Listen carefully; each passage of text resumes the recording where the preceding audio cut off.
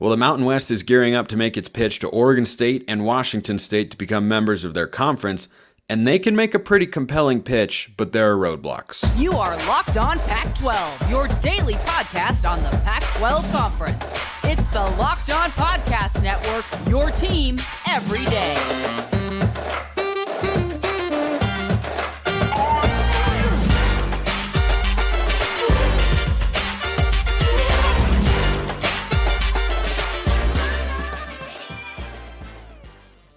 Welcome, everybody, to another episode of Locked On Pac-12. I'm your host, Spencer McLaughlin. Thank you so much for making this your first listen or your first view of the day. Part of the Locked On Podcast Network, your team every day, and your number one source to stay up to date with our media rights and mostly team-free, soon to be perhaps even more team-free, and beloved Conference of Champions. Like, comment, subscribe, rate, review, please, and thank you wherever you listen to or watch this show, which today is brought to you by FanDuel Sportsbook, official sportsbook of Locked On. Make every moment more right now. New customers can bet $5 and get $200 in bonus bets guaranteed. Visit FanDuel.com/lockedon to get started. So, the Mountain West Commissioner, who I like a lot, I think her comments have been quite good and professional and well-suited to the conference's best interests throughout this entire endeavor. Gloria Nevarez has reportedly met with Washington State. She met reportedly with Oregon State yesterday, making pitches to those universities to join her conference, the Mountain West. Now,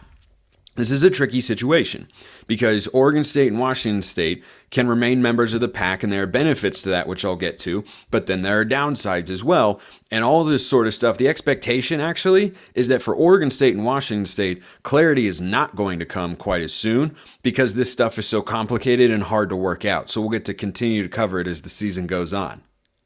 See how happy I am about that?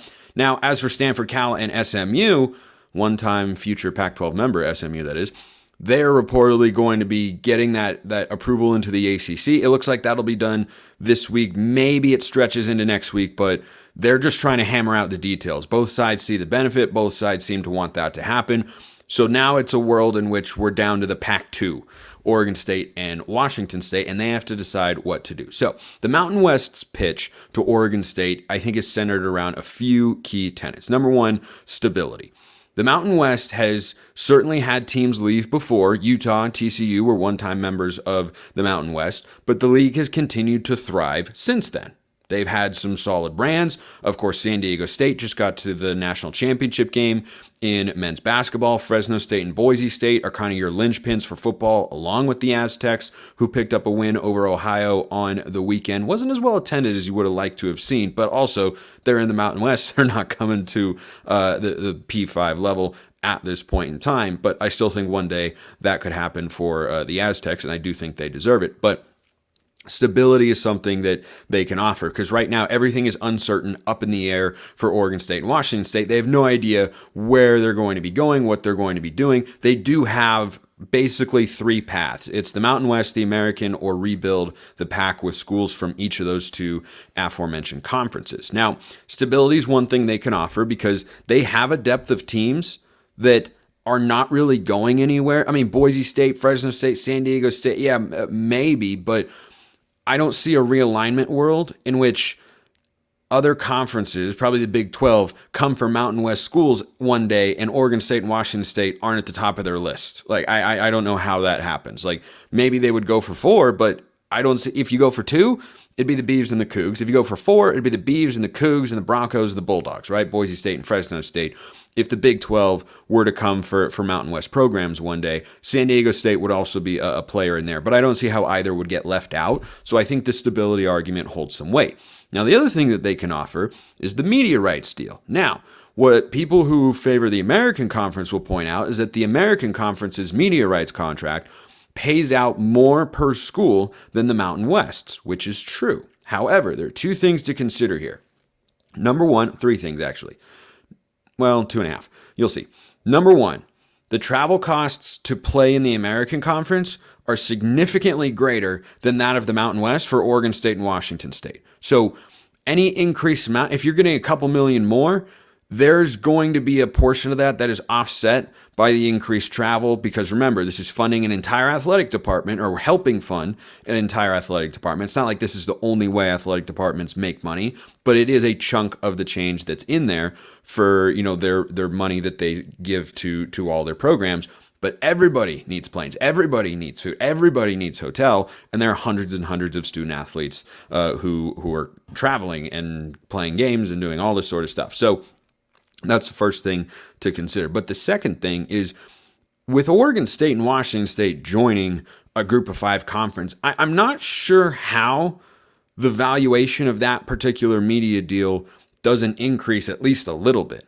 Like, you have two brands, which is what you're trying to establish at the G5 level, because when you're in a conference like the Mountain West or the American, you may have access to teams that are in some sizable media markets, but for the most part, you're trying to find a brand like a Boise State, for instance, who earns an outsized share or a greater share of a media rights payout than everybody else in the Mountain West. Why? They bring in more. Why? They have more viewership. Why? Because they're the biggest brand in there. So at the very least, I would think, and I don't know, I'm not an expert on calculating that sort of stuff, I would imagine that Oregon State and Washington State have to bring something to the table to a G5 conference, right? They don't for a Power 5. We know that, because that's why they're getting left behind in all this realignment stuff.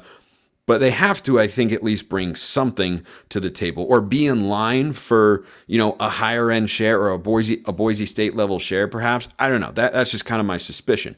But here's the other factor with the Mountain West and the pitch that they can offer. Their media rights contract, which has a linear component with Fox and CBS and pays, I think, somewhere around $5 million per school, and Boise gets a little bit more than that, is up to be renegotiated in 2026. The Americans doesn't come up until 2032.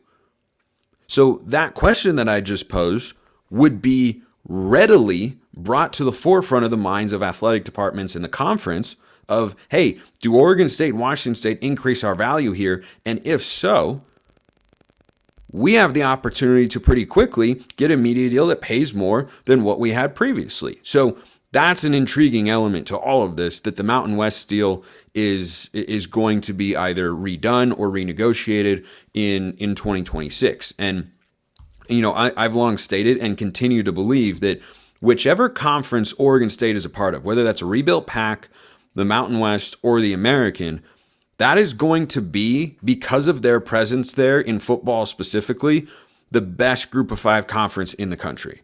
If you look at who's left in the American and you compared that to a Mountain West with Oregon State and Washington State, that's the strongest league, the Mountain West would be. If you look at the Mountain West and the teams that are there and you put Oregon State and Washington State into the American, that would be the best G5 league. So it's the best option available. Or if they rebuilt the Pac, depending on which schools they added, that could be the strongest G5 football league. So I think all that will come into play once we get finality on this sort of stuff. But I don't know that this is going to be quite as urgent as Stanford and Cal, because it is a really, really complicated situation. And there's an option with regards to a reverse merger with the Mountain West and the Pac and keeping it alive. And we have to get all to all that, because it's really important to understand why this is not going to be done as quickly as the ACC's deal with Stanford, Cal, and SMU. That one, like I talked about on yesterday's show, I suspect, I don't have an inside track here, but I suspect will be done this week or next week. And that's what all the reporting seems to be. And I think that's when they want to get it done. They're just trying to finalize the details there.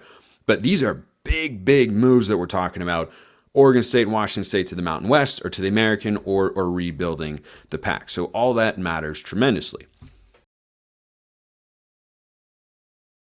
So too does you being in the best frame of mind possible. So if you're thinking of starting therapy, you should give BetterHelp a try, because we all deal with decisions, whether it's personally, professionally, or anything else, and therapy can help you stay connected with what you really want while you navigate life, so you can move forward with confidence and excitement.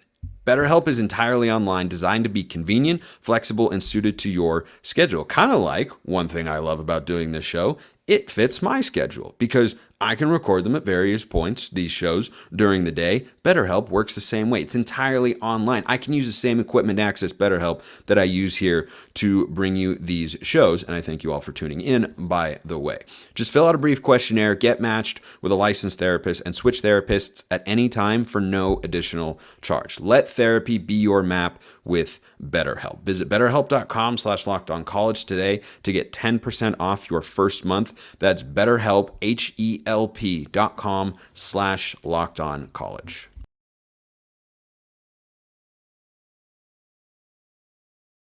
Therapy can be very helpful. Second segment sips, kind of like therapy, very helpful. So here's the other option that's on the table, or the other options, I should say.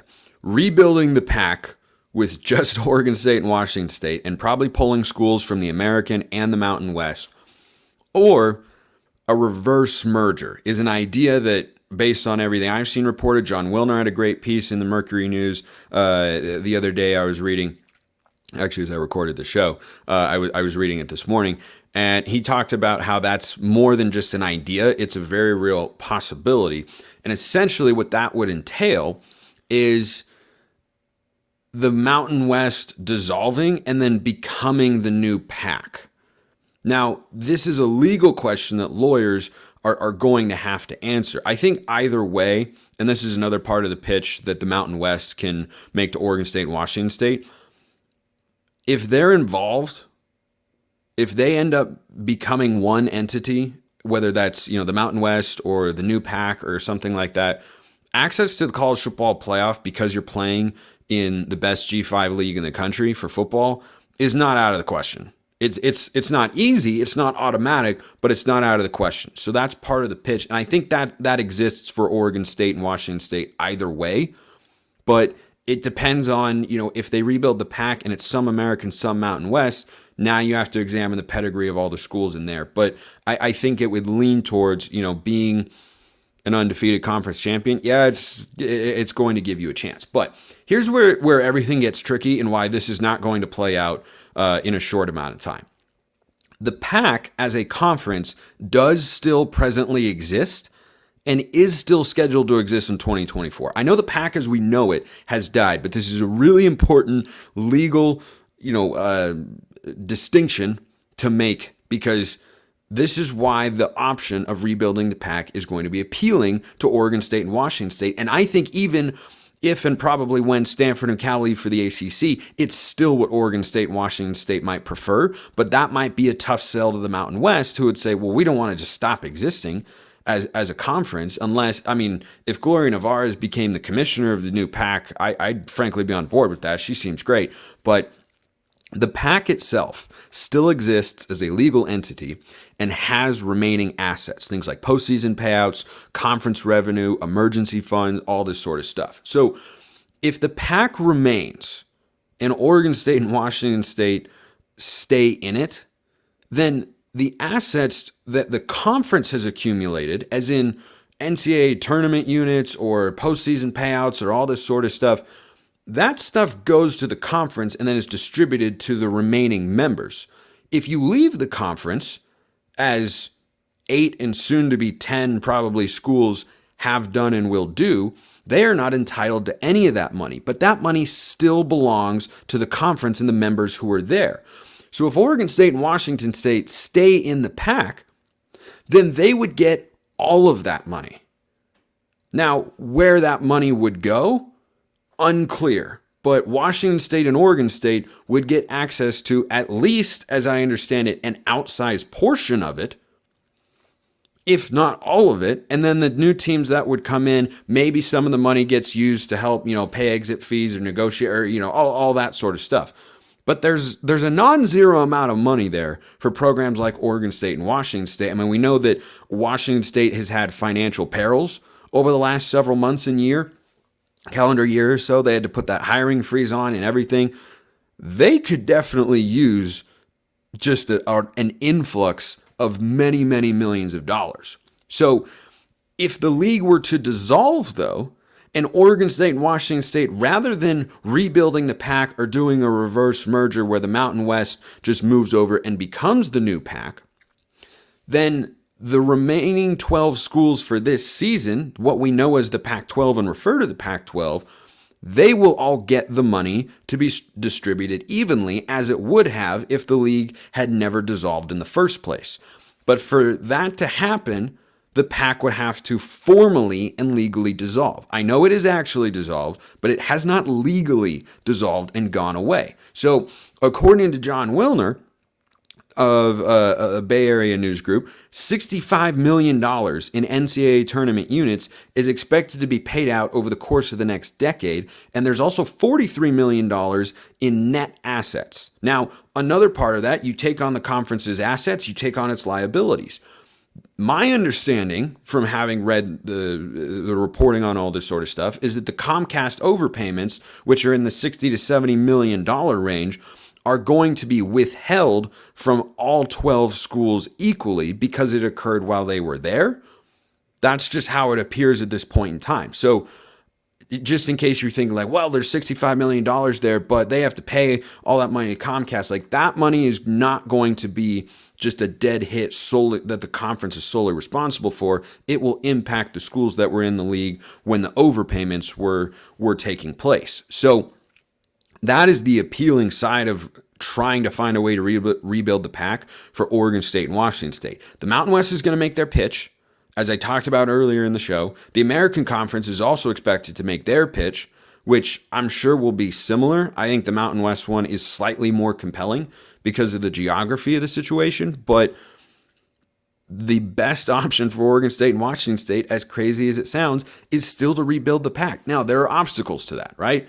I think we all understand there are obstacles to rebuilding the Pac. Number one, finding teams who can join your league and make you, an actual conference. You have to have a certain number of teams. There's a grace period, as I understand it, from the NCAA that allows them to exist with fewer than 8 teams for a couple of years, but they'd have to get up to 8, which they could theoretically do. Like, there's a world in which they could add 4 American teams for next year, play at 6 for one season, and then add 4 Mountain West teams for the following year, who would then have more normal exit fees of $17 million, which is more feasible.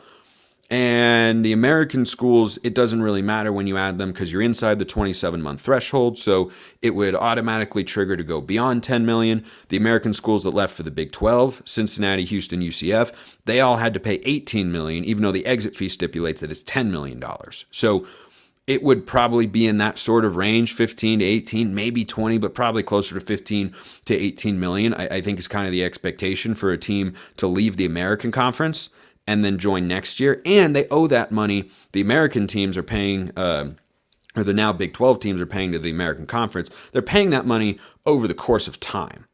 So it's really just, $1 to $2 million a year for 10, 11 years or something like that. So leaving the Americans a lot more manageable on a short-term basis. The Mountain West, it's much tougher. So there is a world in which Oregon State and Washington State could say, we're going to rebuild the Pac and we're going to have, I guess it would be George Kliavkoff as the commissioner, and they would go grab 4 American schools, which would most likely be, if SMU is going to join the ACC, you'd probably be looking at Rice, Tulane.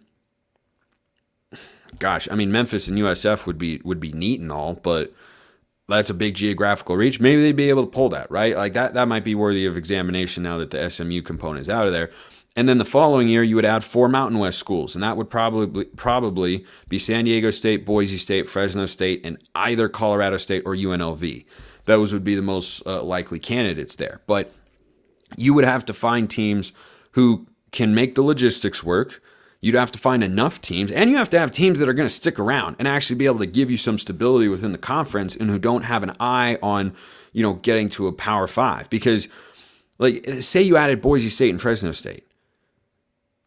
What's to say they aren't going to be candidates to leave the new Pac and want to go to the Big 12 if the Big 12 decides to expand again, around 2030. So I think that's a challenge. And then the other obstacle, and this is what I think Gloria Nevarez has to, really hone in on when making her pitches to Oregon State and Washington State is, hey, we have a media rights contract here. And the Pac currently, I don't know if the Apple deal is still on the table. Certainly not for the same amount of money now that almost everybody has left. But Apple's interest in live sports content appears to be very real. So maybe they just bring the dollar amount down and that's where they would go. But is that something that you want to do? Is that a pursuit that you feel is viable if you're Oregon State, Washington State? Are you going to get enough exposure only being on Apple, playing in a conference that doesn't have Oregon, Washington, Stanford, Cal, Utah, Colorado, and the Arizona schools?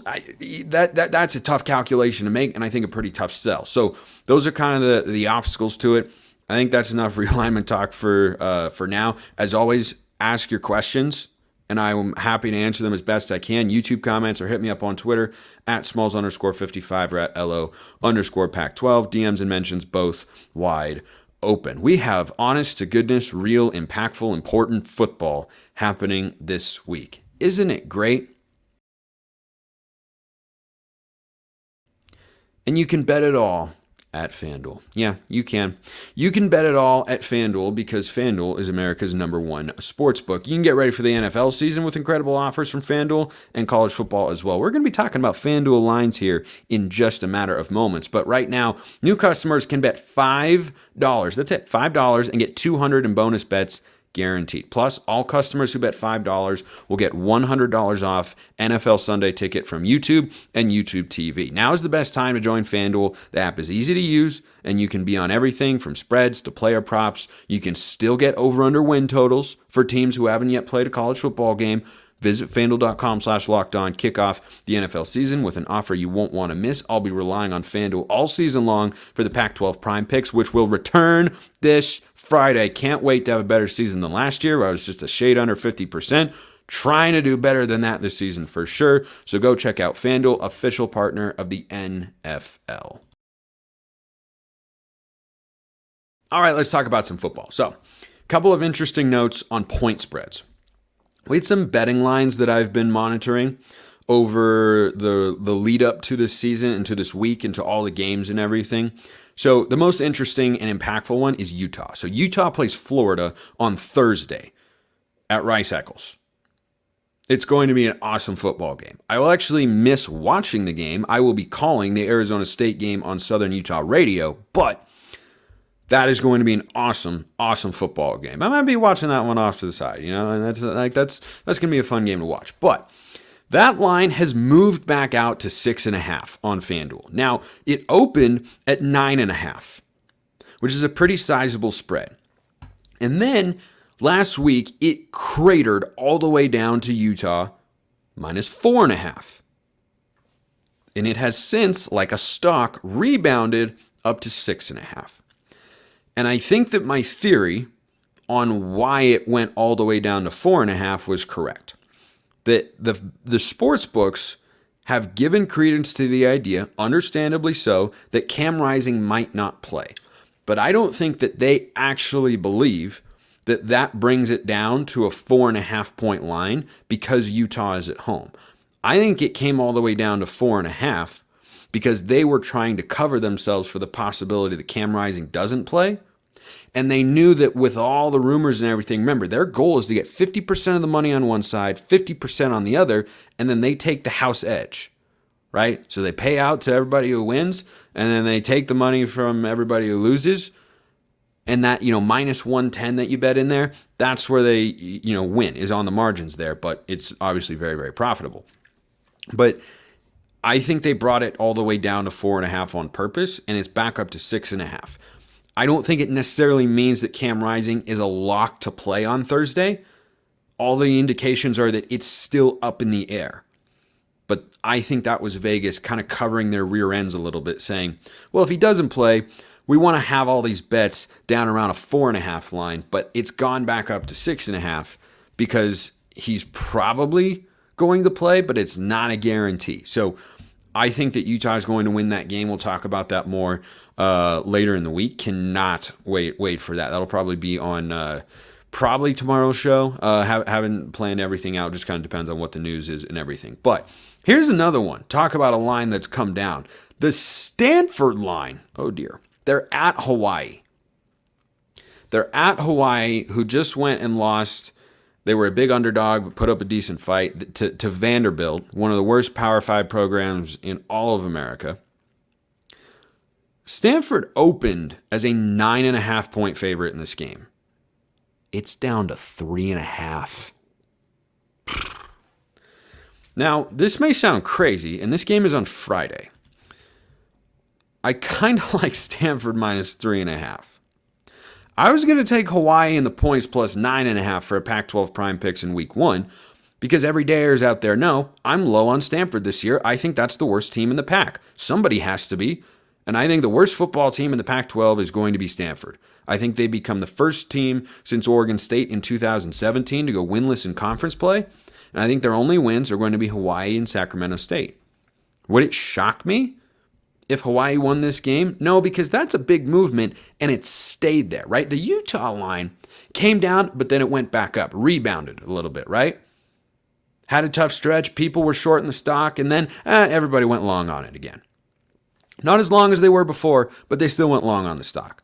Stanford's stock in the betting markets has been shorted, and they are not backing down here. 3.5 is not a big line for Hawaii that is a low-level Mountain West program. They have not been great, and I think that this is Vegas casting serious doubt on Stanford's ability to win several games this year. But this is... I got excited when Cal's win total went from 4.5 to 5.5, because for months I told you 4.5, bet the over, like the over. Then it went to 5.5, and now I say, stay away. I think they go 6-6, but I'd feel a lot better about betting it. I think they're a 5 or 6 win football team, the California Golden Bears, who did officially name Sam Jackson V as their starter this year. That's just interesting with Stanford that it's all the way down to 3.5 and that it's staying there. And once again, I kind of feel validated by the sports books who are saying, okay, 3.5 against Hawaii? Eek, that's not good. They clearly know something, because that is 6 points. That's a big, big movement there. Speaking of big moves, UCLA hasn't made one on the quarterback front. They have, but they haven't. So Ethan Garbers has been named the starter of sorts, but Chip Kelly said that all 3 quarterbacks will probably play this Saturday against Coastal Carolina. They're a 2-touchdown favorite at home. I don't think that's a team. I don't know anything about the Chanticleers this year. I do know that as a program, they're not one that I would sleep on as a G5 team. I have seen them in the top 25 before. They've played some solid football. I think UCLA will be fine. But here we are in the midst of preparation for week 1. And this is just the epitome of why I can't get behind UCLA this year. Josh Pate over at The Late Kick, who I think does an awesome job, and I listen to his show every day. I don't know why he's so high on UCLA. Because he thinks that Oregon's going to beat UCLA for the Pac-12 championship this year. Which, I don't know who's got that prediction other than Pac-12 Pate. I certainly don't have that prediction. I can see Oregon getting there. I cannot see UCLA getting there. And this announcement is just exactly what I'm talking about. You have the best quarterback league in the country by far. You have the reigning Heisman Trophy winner. You have 2 other guys who could win the Heisman Trophy this season in Michael Penix and Bo Nix. You have a 2-time defending Pac-12 champion in Cam Rising. And then you have guys like Cam Ward and Jaden DeLora, who are inconsistent but can be wildly productive. Then you have guys like Shedeur Sanders and Sam Jackson, who we don't know what they are, but boy, they've got some real upside and high-level physical traits. And you just keep going down and Jaden Rashada, same thing down at Arizona State. And you're telling me that a quarterback room that's going to see 3 guys take the field on Saturday? First of all, I wonder if that's actually going to happen. Second of all, it just makes me doubt UCLA even more. I think they're a 7 or 8 win team. I think their roster is capable of being a 9 to 10 or maybe even 11 win team. But that quarterback situation, Garbers has emerged. Not that he isn't a capable starter in the Pac-12, but let's say he became the number 1 guy. He's the 6th best quarterback at best and 10th at the worst. But if all 3 guys are in line to see action, that means they don't know and no one's distinguishing themselves right now. Collin Schlee, the Kent State transfer, clearly hasn't set himself apart. The true freshman Dante Moore, 5-star, number 1 quarterback in the country. Hard to expect a true freshman to make an impact at the quarterback position. It's a really, really tough thing to do. So I'm doubling down on my take on UCLA. I think they go 7-5 this year. I could see 8-4. Ceiling is probably 9-3, but I think 6-6 is more likely than 9-3. I really do. I just look at that situation and say, if you're going to be rotating quarterbacks and you're trying to find the guy through the first few weeks of the season, in this league and this year, and another time, perhaps. In another league, maybe. In this one, right now, I can't see it. Appreciate everyone listening. I'll see you next time. And until then, hope you have a wonderful rest of your day.